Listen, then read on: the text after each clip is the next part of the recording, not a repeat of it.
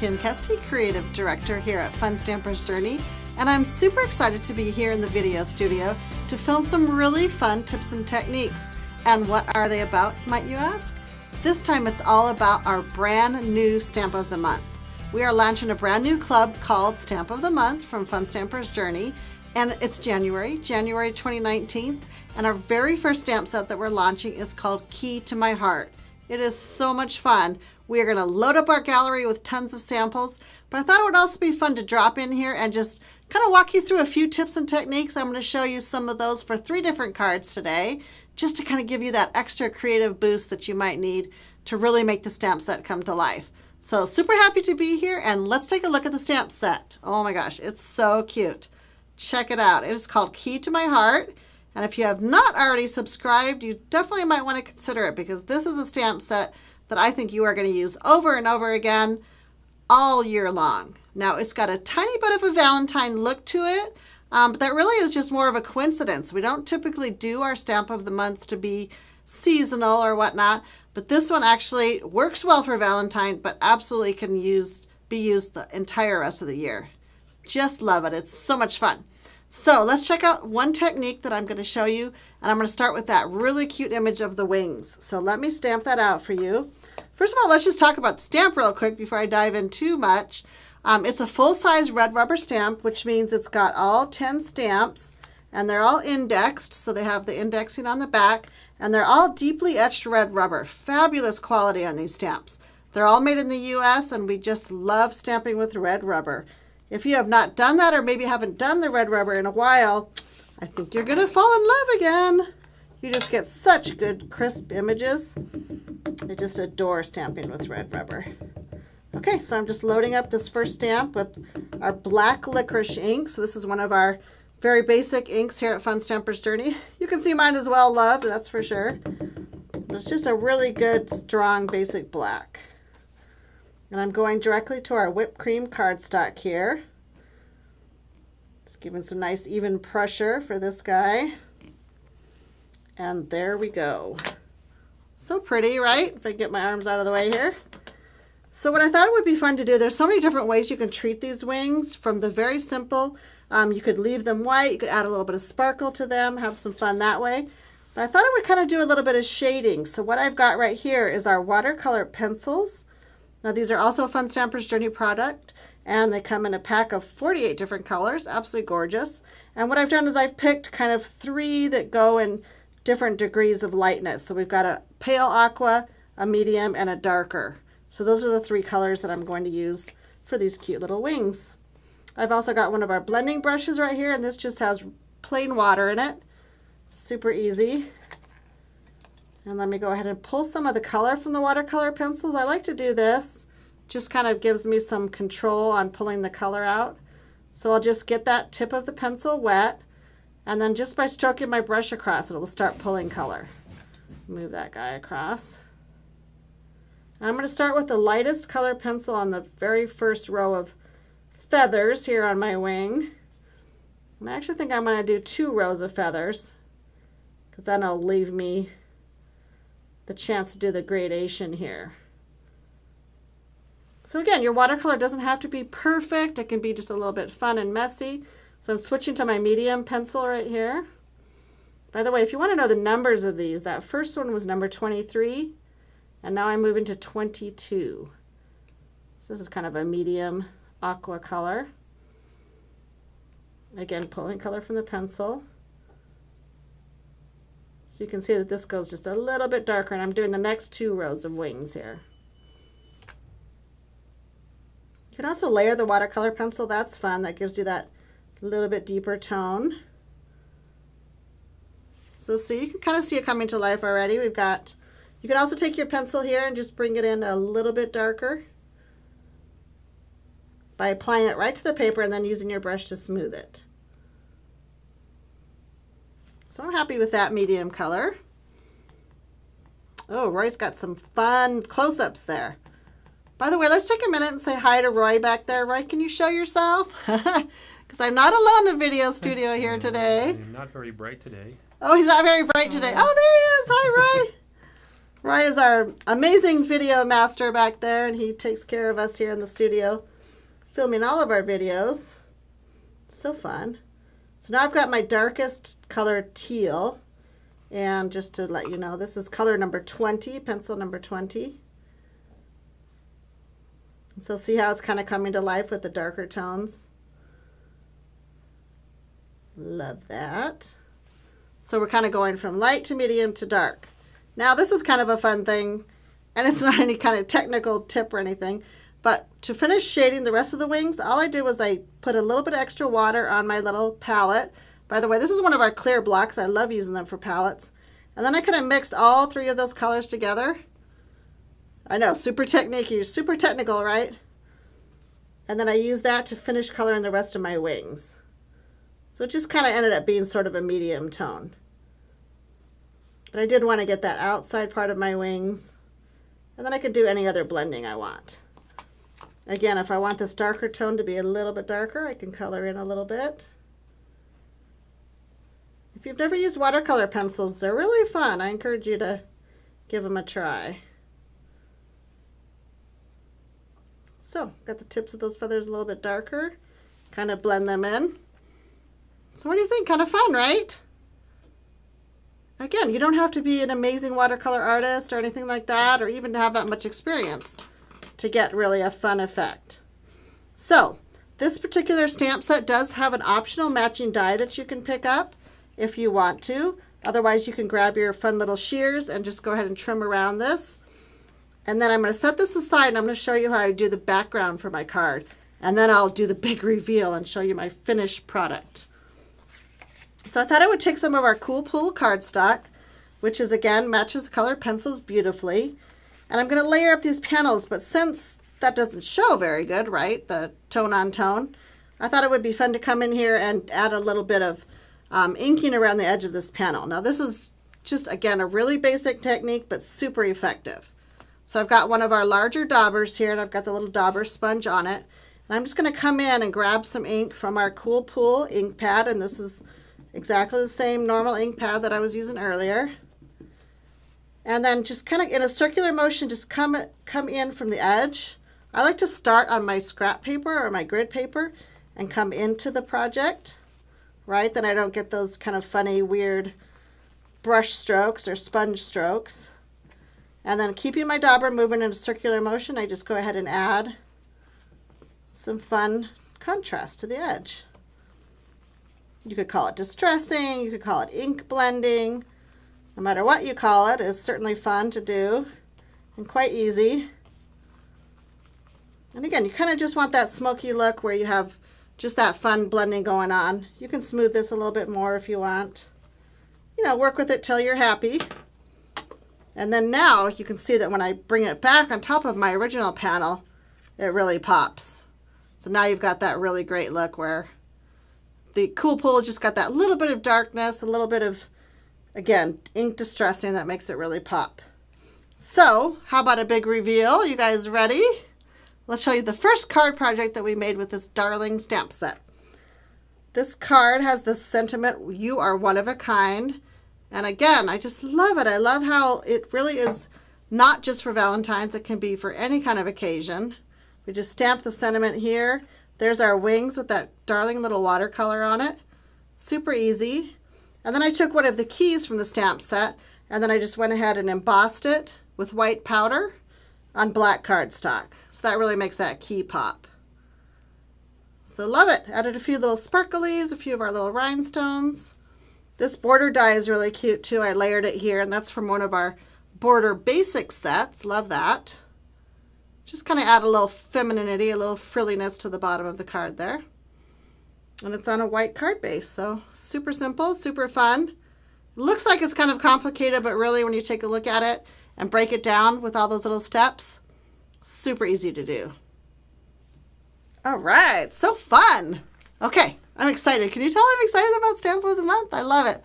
I love the idea that we're giving you tons of inspiration on different ways to use the stamp set. So no matter if it's a different color palette or whatever, you are going to have so much fun with this. All right, so let's check it out. Let's check out our next idea here. In fact, I'm going to quickly move this grid paper because Don't need my green there. I'll save that and use it again later. So when you get your original stamp, it comes in a plastic sleeve like this. And so I go ahead and keep these, which is kind of thrifty, I suppose, but the little plastic that it comes wrapped in, I'm going to use that for my next technique. So get a little bit extra mileage out of your packaging supplies. That's what I say. So what I'm going to do is I'm going to grab some of our liquid color. And this is kind of a fun product. It's a water-based liquid color, exactly as it sounds. It's just a lot of fun concentrated color. So for this particular project, I'm going to use that, and I'll also have some water in one of our little media misters. And so I'm going to water this down a little bit because it is really strong, full strength, which is great for some projects, but sometimes you want it watered down just a little bit. So I'm just adding a little spritz of the liquid color, or a little squeeze, I guess you should say, on the plastic wrap. And then I'm going to use our media mister to add some water. Kind of move this, doesn't overspray everywhere. So I want a generous amount of water. It doesn't have to be a huge amount, but a generous amount. And then I'm going to go ahead and grab a piece of our whipped cream cardstock. So same as the card base I used earlier. And this is one of our clear blocks. I showed you earlier how I used it for a palette.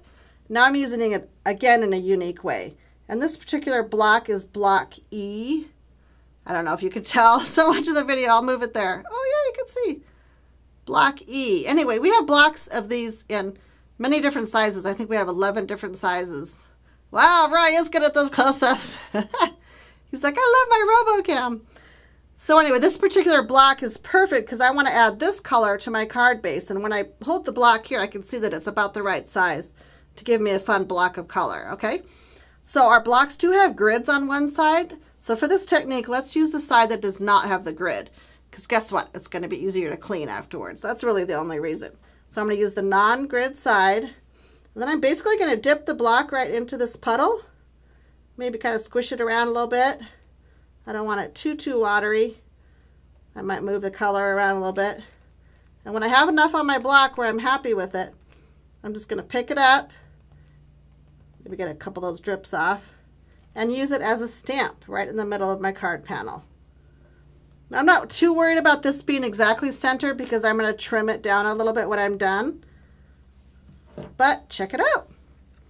Just a really fun just block of color of that watermelon fusion. Now you could do several cards this way if you wanted to, you know, save your little puddle of yummy inky goodness here. You could probably do at least three different cards with this pile. So just have your little panels ready and just bunk, bunk, bunk.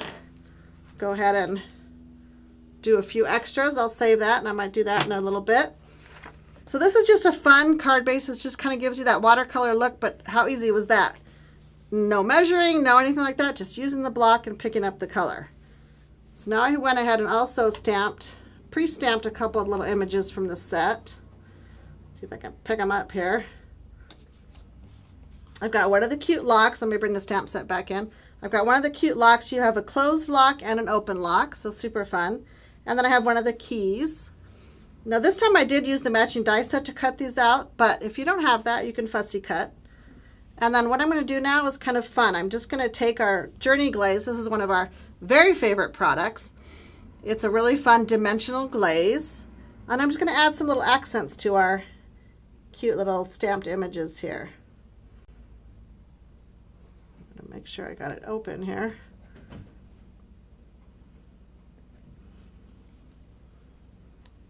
Test a little bit there. There we go. Okay, so just squeeze out a little bit, and I'm going to decorate this little filigree right here.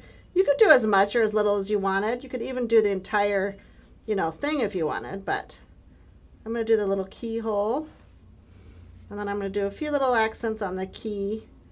Maybe these little filigrees here, and a little bit on the bottom of the key. So the glaze is really fun. It'll dry slightly dimensional. It does take a little bit to dry. So when you do this, you might want to let it dry for just a few minutes. But really what's going to make these pop and really sparkle is our sparkle cuts. Now our sparkle cuts are a heavy cut glitter, which is absolutely gorgeous. It picks up all the colors of the rainbow. I just love it. And it's slightly chunkier than our Sparkle Dust, which is another product we have. So we have Sparkle Dust, which is very fine, and then this product, which is called Sparkle Cuts. So I'm just sprinkling a little bit. And remember, you can kind of be sparing. You don't have to put so much on these. Just sparkling a little bit on there, just make it all fun and shiny. Let me kind of tap them off so you can really get the full effect. Get the extra off there. I'll kind of lay them here so you can see. Tap off that extra glitter. So now I have a couple fun elements that I can layer on top of this card when I'm ready to put it all together. Let me go ahead and show you the finished product, because isn't that fun? Here is the card. We actually layered it with one of our fun little heart die cuts. And then you can see the sparkly lock and key. And then the sentiment, which is perfect. You hold the key to my heart. You can see on the sentiment we also added a little bit of glaze. So after you stamp that, you can add a little glaze to highlight that sentiment. So cute. I love that. And then also, if the camera can catch it, yeah, I think it can. We have just a little bit of extra glitter, kind of a glitter type of look on the card front. And that is done with our Sparkle Silk, which that label is a little bit hard to read. I guess you can see it. And this is just a fun product that you actually use. And let me show you. I'll just demo it on this little piece, or test piece here. You shake it up, it's got all this wonderful, lovely glitter in there. And then I'll show you, it looks like nail polish, right? That's exactly what it looks like when you open it. So you have the nail polish lid. And then when you go to apply it to your card panel, you just do it with a little flicking motion. So just like that. You see that fun sparkle happening? Yeah, so cute. So let's go back to this finished card. And you can see how the Sparkle Silk and the glitter and the sparkle cuts just really make this card just absolutely shine. I just love it. So cute. And again, a little bit different color combo. This card base is our Denim Days. I love that. Just makes that watermelon pop, doesn't it? So cute. So fun. Card number 2. Love it. Are you guys ready for one more? You still with me? I know you are. I know that you love these fun tips and techniques. And it's so fun to get a stamp set and just know that it has so many different possibilities with it, right? Okay, so this time I'm going to work on a card background also, and I'm going to use one of our other fun tools we have, and that's a stencil. So what I have here is our heart stencil, and actually is 8.5 by 11, so it's a large stencil, but you can just pick a portion to go onto your card front. Kind of line my hearts up here. I'm going to use a little bit of our electric tape to tape it down so it kind of stays in place there a little bit. And then I'm going to grab 2 tones of our gray because I want to make a really subtle background for my next card. So I'm going to grab our Tin Pail, which I'm mostly going to use, and then I might add a little bit of Riverstone at the end there. So first I'm going to take our Tin Pail, which again is a light gray. And this is just a piece of our fusion sponge. It's made to work perfectly with our inks and just gives you just a really soft, fun effect when you use it with our stencils. So I'm just going to come on kind of a circular motion. And again, because this is going to be a soft background, I'm not worried about getting, you know, every bit of every heart done. You'll see that when you see the finished project. In fact, I might go really light on these center ones because that's where my center element is going to be. I'll come back on the edge and add a little bit more. Now you can't see the gray too much until I lift the stencil, but then you'll get a really fun idea of what it looks like. Okay, so now I've got enough Tin Pail on there, I think. I'm going to come back with Riverstone. Yeah, you can kind of see it through the stencil. I'll grab my other piece of sponge. And then my Riverstone I'm going to be careful with because it's pretty dark. See how it can get pretty dark on the paper? So I'm going to kind of sponge it off on my scrap a little bit. And then I'm just going to come in and do a little bit of the edges of my hearts. So see how I kind of want to just do one edge. This is just to add a little bit of highlight. And again, I don't need it on every heart everywhere, just kind of here and there, giving that little shadow. I think that's enough. The fun part about doing a technique like this is there is no right or wrong. Every time you do it, it's going to come out a little bit different. So use your lighter gray, use your Riverstone. You might even bring in a little bit of our rock candy, which is an even darker gray. Just kind of play with all those tones and layering until you get a piece that makes you happy. That's what's so fun. All right, so let's lift this up. There's my reveal. I love it. So much fun. So again, some of the hearts are very pale, and that's perfectly fine. That's really how I want it to look. And then I'm going to add some stamping on top. So let's go ahead and grab our keys. I'm going to add some really pale stamping on top. Let me grab this block. Still got my blue on it. And then each of the keys, I'm just going to come in again, back with our tin pail, and just add a few keys around the edge here. So this is kind of a, I guess you would call it a mixed media background. Just a fun way to bring a little pattern to your paper back there. It's almost like making your own pattern paper, right? I use this key. I love this one with the big fancy top on it. I'm mostly just stamping the keys in all four corners. So I don't really need them in the center of my panel. I just want to get, again, some of that cute little filigree in the four corners of my card. Do one more top right there. Yeah, I think that's about enough. So again, just kind of getting those cut corners. Now we're going to take that same ink pad and I'm going to do a direct to paper inking. So I'm going to take my ink pad and I'm going to go directly to my paper.